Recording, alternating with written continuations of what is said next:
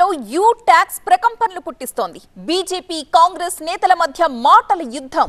ఉత్తంపై మహేశ్వర్ రెడ్డి ఆరోపణలతో పెను దుమారం రేగుతోంది. బీజేఎల్పీ లీడర్ మహేశ్వర్ రెడ్డిపై పోలీస్ కేసు కూడా నమోదైంది. ఆరోపణలపై ఏ మాత్రం వెనక్కి తగ్గేదే లేదు అంటున్నారు మహేశ్వర్ రెడ్డి.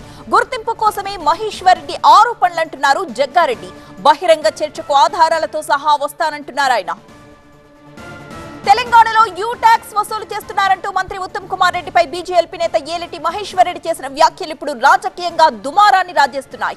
ఈ అంశానికి సంబంధించి మహేశ్వర్ రెడ్డిపై పోలీస్ కేసు కూడా నమోదైంది. అయితే తన వ్యాఖ్యలకు ఆరోపణలకు తాను కట్టుబడి ఉన్నాను అంటున్నారు బీజేఎల్పీ నాయకుడు. పూర్తి ఆధారాలతోనే తాను మంత్రిపై ఆరోపణలు చేశానని చెబుతున్నారు.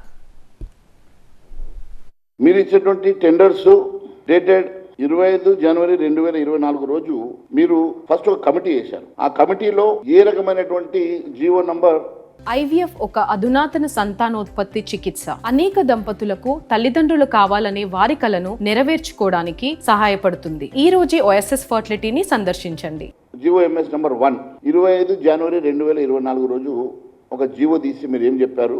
మొత్తం దీంట్లో principal secretary of the government planning department చైర్మన్గా ఉండి మెంబర్స్ ఎవరెవరు ఉండాలి? 5 మెంబర్సు. ఈ కమిటీ ఏమేమి మొడాలిటీస్ ఫాలో చేయాలనో దీంట్లో చాలా స్పష్టంగా గైడ్లైన్ వేసి ఒక కమిటీ వేసి దానికి టెండర్ ప్రాసెస్ చేయాలని చెప్పేసి మీరు చెప్పారు. అదే రోజు మీరు గ్లోబల్ టెండర్ ప్రకటన చేశారు. సేమ్ డే గ్లోబల్ టెండర్ ప్రకటన చేశారు. అదే రోజు మీరు కమిటీ ఎగ్జిక్యూటివ్ చేసి మొడాలిటీస్ ఫామ్ చేసి 5 మెంబర్స్ వేసి ఈ మెంబర్స్ కూర్చొని దాని మీద గైడ్లైన్స్ ప్రిపేర్ చేసి దానికంటూ సమయం అంటూ ఉంటుంది కదా, గ్లోబల్ టెండర్ ఫ్లోట్ చేశారు.